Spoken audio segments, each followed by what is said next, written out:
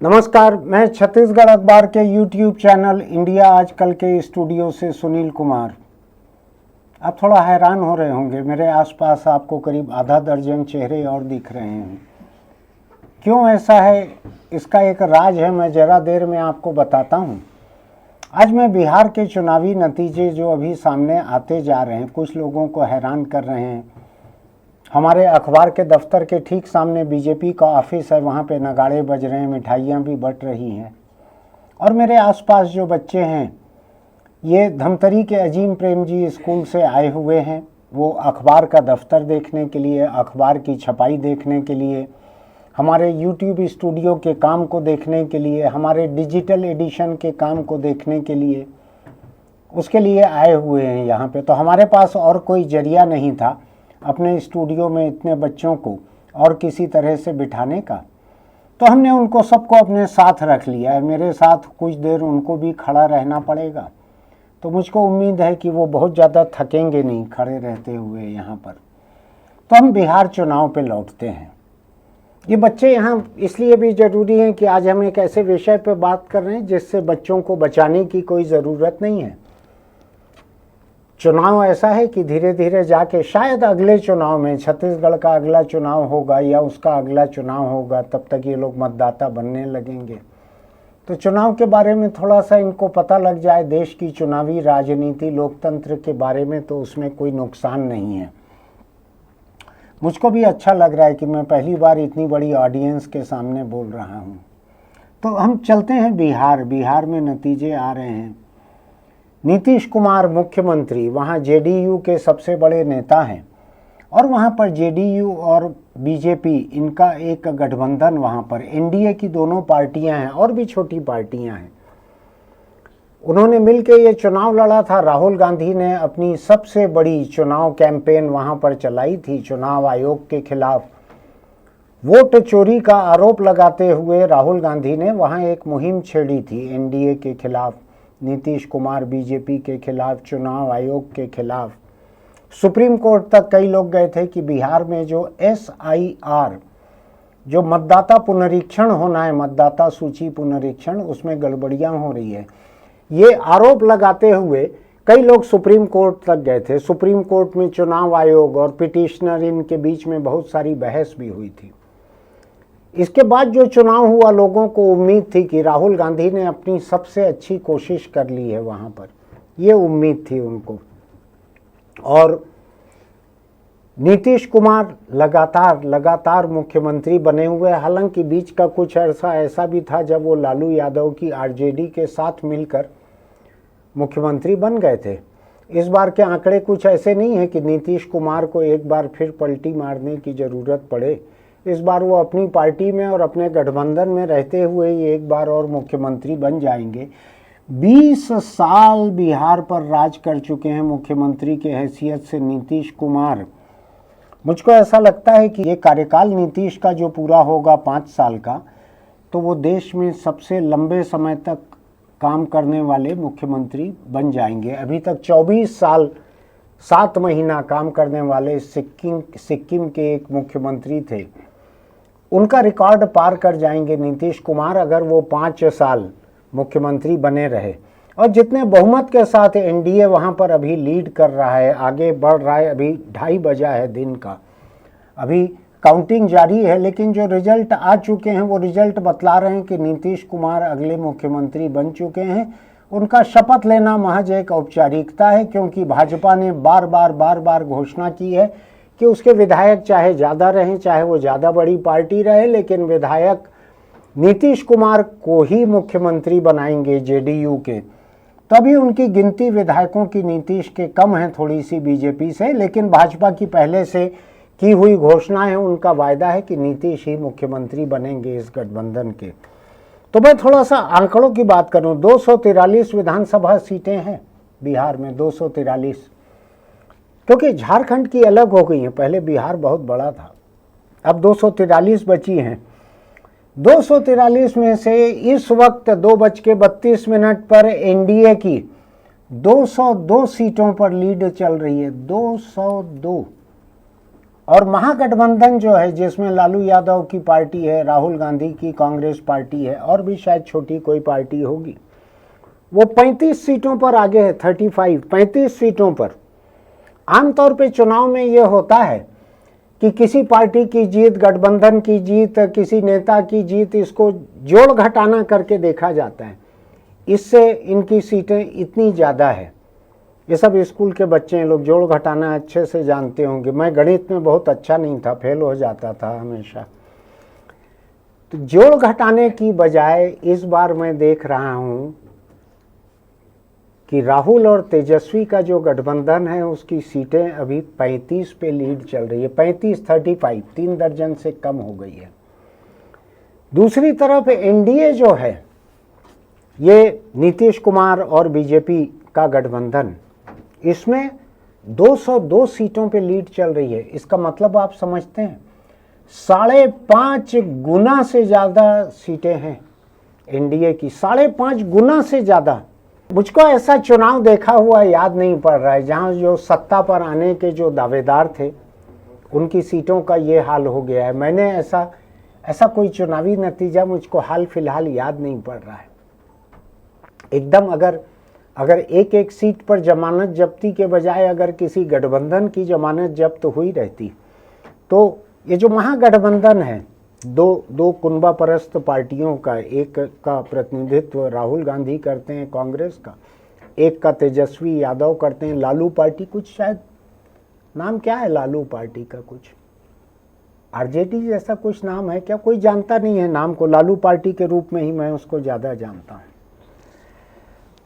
5.5 गुना से ज़्यादा आगे है एनडीए। 5.5 गुना किसको कहते हैं? एक 35 पे है, एक 202 पे है। मैं तो उतना जुबानी हिसाब नहीं लगा पाता, लेकिन अभी मैंने नीचे कैलकुलेटर पे गुणा भाग करके देखा था। एकदम ही हाशिए पर चले गए हैं ये दोनों ही, ये तेजस्वी यादव और राहुल गांधी एकदम ही हाशिए पर चले गए हैं। और राहुल ने बिहार में अपनी जिंदगी की ये सबसे बड़ी मुहिम छेड़ी थी, ये चुनाव आयोग के खिलाफ। वोट चोर उन्होंने मोदी के लिए, अमित शाह के लिए, बीजेपी के लिए, एनडीए के लिए वोट चोर इतने बार नारे लगाए थे कि चोर लोगों को निकलना मुश्किल हो गया था चोरी करने के लिए। उनको लगता था इन नारों से लोग जाग गए होंगे तो कैसे जाएंगे कहीं चोरी करने। ये हालत थी वहाँ पर बिहार में। और जन स्वराज पार्टी, मैं अभी 2-3 जगहों पे सर्च कर रहा था जन स्वराज पार्टी को। जन स्वराज पार्टी, आपको ध्यान होगा, प्रशांत किशोर की पार्टी है, जो शायद पूरी ही सीटों पर लड़े थे। प्रशांत किशोर वो हैं जिन्होंने एक समय मोदी को मुख्यमंत्री बनने के लिए उनकी रणनीति बनाई, एक समय ममता के लिए रणनीति बनाई, एक समय आंध्र तेलंगाना में सरकार बनाने के लिए रणनीति बनाई, कभी शायद केजरीवाल के लिए भी बनाई थी। ये पेशेवर आदमी है प्रशांत किशोर, पेशेवर आदमी। इनको जो भाड़े पे ले, इनकी सेवाएं जो ले, उनको जिताने के लिए ये रणनीति बनाते हैं। ऐसे प्रशांत किशोर अब खुद होके उतरे थे मैदान में बिहार में, बिहार के ही हैं, तो खुद होके उतरे थे मैदान में, सब सीटों पे लड़े थे। अभी उनका आंकड़ा देख रहा हूं मैं तो एनडीए 203, महागठबंधन 34, जन स्वराज पार्टी मुर्गी का अंडा जितनी सीट इनको मिली है अभी वहां पे, नील बटे सन्नाटा जिसको कहते हैं, खाता नहीं खुला है इनका। मैं देख रहा था कि जमानत जब्ती कितने पे होती है, तो कुछ 16.6% कुछ वोट अगर नहीं मिलते हैं किसी को तो उस पर जमानत जब्त होती है। तो इनकी करीब करीब सभी जगह जमानत जब्त होने के आसार मुझको दिख रहे हैं। इनके बारे में ये भी मैं नहीं कह सकता कि ये भाजपा की बी टीम की तरह लड़ रहे थे वहाँ पर और इन्होंने जगह जगह तेजस्वी के या राहुल के, कांग्रेस आरजेडी के वोट काटने में मदद की और इनके कारण भाजपा जीत गई। अभी तक जितनी सीटों पे प्रशांत किशोर की पार्टी, जन स्वराज पार्टी के आंकड़े आए हैं, उसमें उनकी मौजूदगी के कारण कहीं बीजेपी को मदद मिली है तो कहीं पर आरजेडी को भी मदद मिली है। तो ऐसा साफ साफ नहीं है कि प्रशांत किशोर की मौजूदगी से बीजेपी जीत रही हो, ऐसा नहीं है। ऐसा भी नहीं है कि चुनाव आयोग की मदद से, जिसको कि एनडीए का, भाजपा का चुनाव प्रकोष्ठ कहने का सिलसिला चला हुआ है अभी चुनाव आयोग के लिए, ऐसा भी नहीं है कि चुनाव आयोग की मदद से जी 5 गुना किसको कहते हैं। जो लोग गणित के लोग हैं वो लोग जानते हैं कि 1 गुना, 2 गुना, 3 गुना, 4 गुना, 5 गुना से ज़्यादा सीटें वहाँ पर एनडीए की हैं। ये इसमें 1 गुना हो सकता है चुनाव आयोग का है, 1 गुना हो सकता है प्रशांत किशोर का हो, 1 गुना हो सकता है बिहार की महिलाओं के लिए जो 10-10 हज़ार रुपया उनके खाते में भेजा गया है उसका हो। फिर भी 2 बाकी है अभी पहाड़ा का, 4 गुना और 5 गुना ये बाकी है। उसका क्या एक्सप्लेनेशन है? मेरे पास उसका कोई एक्सप्लेनेशन नहीं है, सिवाय इसके कि मुख्यमंत्री के अपने कार्यकाल के 20वें बरस में भी आकर नीतीश कुमार के खिलाफ ऐसी कोई नाराजगी नहीं दिख रही है। मैं सीटों को बारीक आंकड़े देख रहा था तो भाजपा जितनी सीटों पे, पिछली बार भाजपा की जो सीटें थी उनसे भाजपा ने अभी जितनी सीटें ज़्यादा पाई हैं, उनके मुकाबले भी नीतीश कुमार की सीटें पिछली बार से इस बार बहुत ज़्यादा हैं। शायद एक वजह ये होगी कि पिछले चुनाव में नीतीश कुमार की पार्टी का भट्टा बैठ गया था। सत्ता में तो वो खींचतान के आ गए थे, लेकिन वो इतनी सीटें हारे थे पिछली बार, हो सकता है इस बार उसको मिला के वो सीटें जीते हैं। बीजेपी से कम कुल सीटें हैं उनकी, लेकिन फिर भी बीजेपी उनको मुख्यमंत्री बना रही है।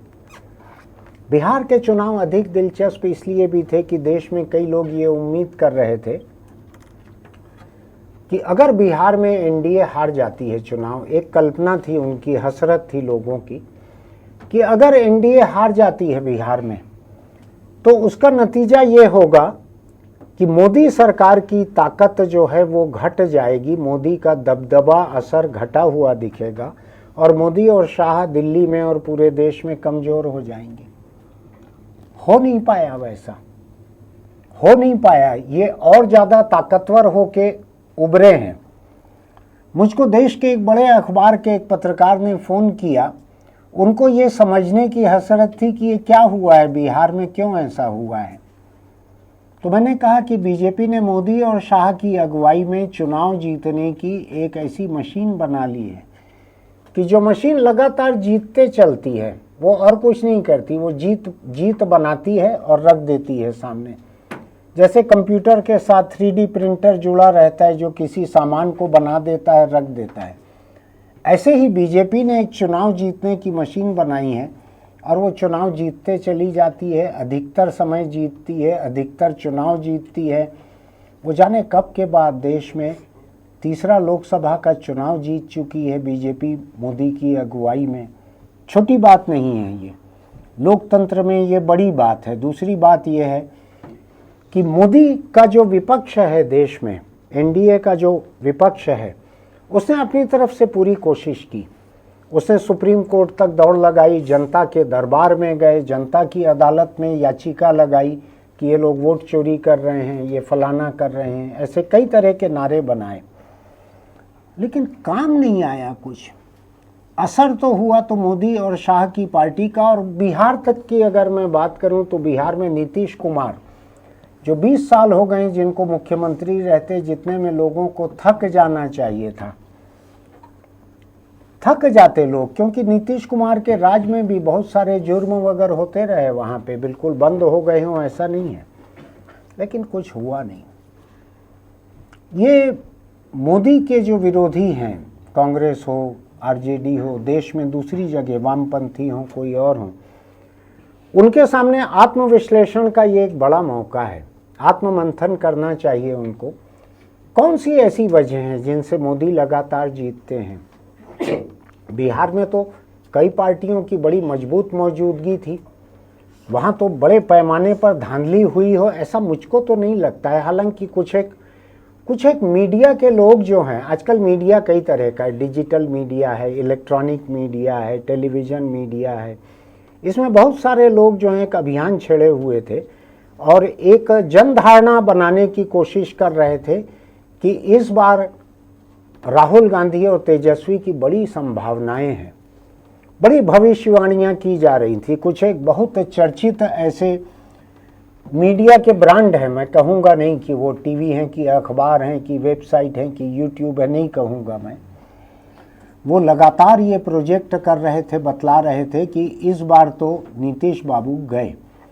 ये भी अंदाज लगा रहे थे कि ये सरकार दोबारा बनाने की नौबत रहेगी और अगर कांग्रेस और आरजेडी को सीटें कम पड़ेगी तो नीतीश बाबू इनके साथ आ जाएंगे क्या, महागठबंधन के साथ, क्योंकि यू टर्न इतने ले चुके हैं नीतीश बाबू कि अंग्रेजी डिक्शनरी में यू टर्न जहाँ पर शब्द आता है वहाँ उसके समानार्थी शब्दों में नीतीश कुमार भी लिख देते हैं। लेकिन हुआ नहीं कुछ भी ऐसा। जिस डंके की चोट पर एनडीए ने बिहार में जीत हासिल की है वो ऐतिहासिक है। अभी बहुत सारा समय बाकी है, अभी कल परसों 2-3 दिन और लगातार इसका विश्लेषण होगा, इस जीत का, एनडीए की जीत का। लेकिन मैं आंकड़े देखकर हैरान हूँ। महागठबंधन अभी इस पल 34 पे आ गया है और एनडीए जो है वो 203 पे चली गई है। इसका क्या मतलब हुआ? क्या 6 गुना हो गई है एनडीए की सीटें?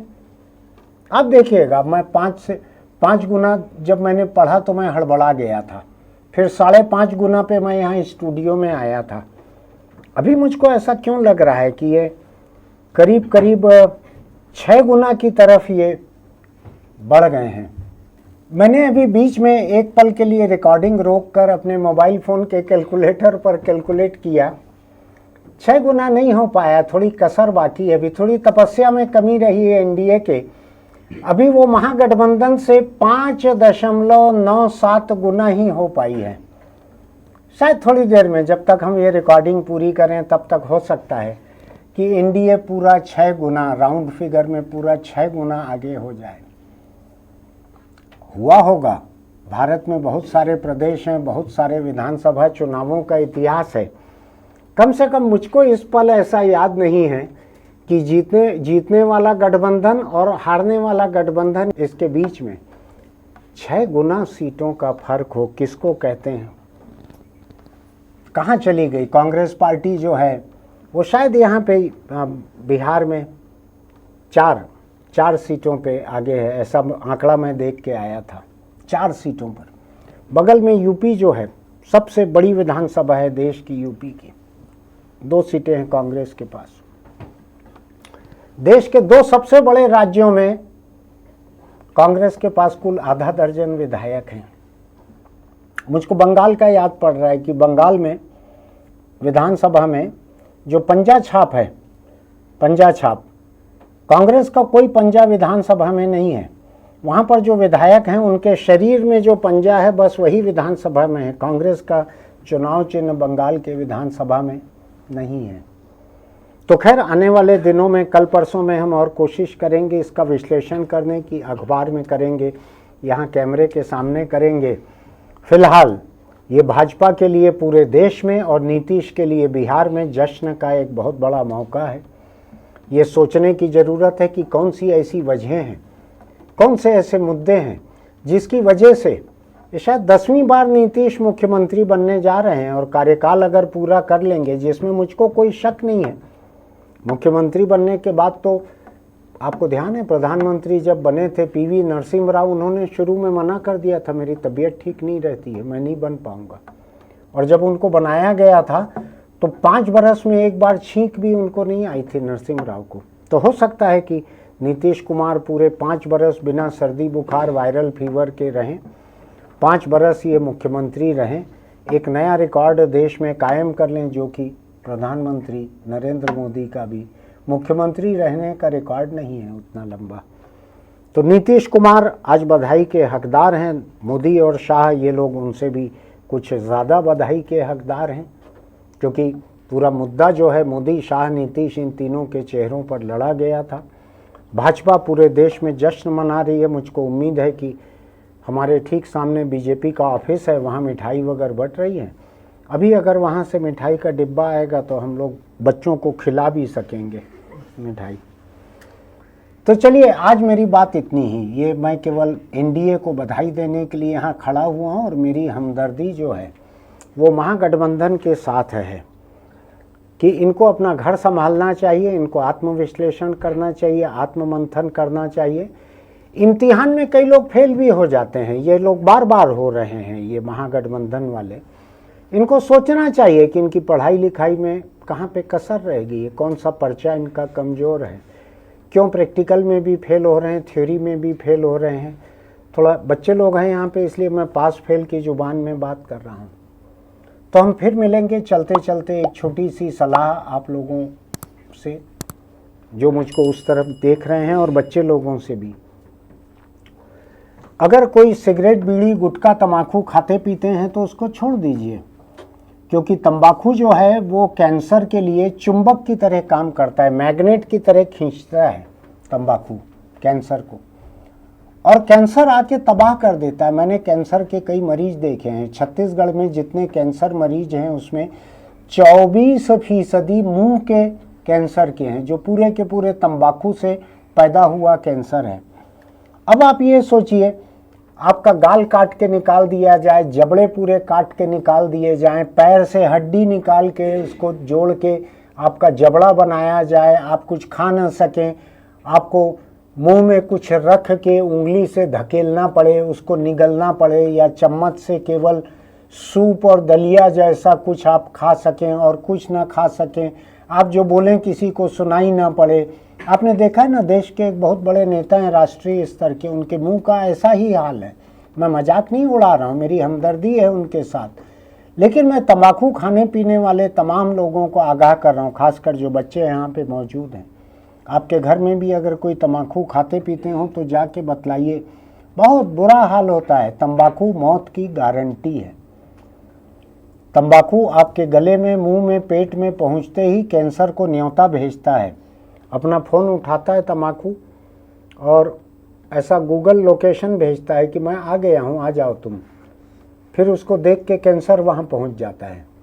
फिर कैंसर जब पर्याप्त खोखला कर चुका रहता है, मुंह को, गले को, फेफड़े को, तो फिर वो ऊपर एक है कोई भैंसे वाला, भैंसे पे चढ़ के आता है।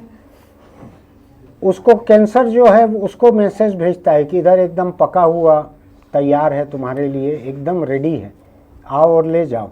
फिर आपने कहीं कहीं देखा होगा, भैंसे के पीछे रस्सी बांध के उसमें घसीट के भी ले जाते हैं किसी को। बहुत ख़राब रहता है, बहुत तकलीफ दे रहता है। गरीबों के परिवार बिक जाते हैं एक कैंसर मरीज के इलाज के लिए। इसलिए तंबाकू कभी शुरू मत कीजिए, न खाइए, न पीने का काम कीजिए, और अगर आपको लत लगी हुई है तो उसको जल्दी से जल्दी छोड़ दीजिए। फिर मिलेंगे।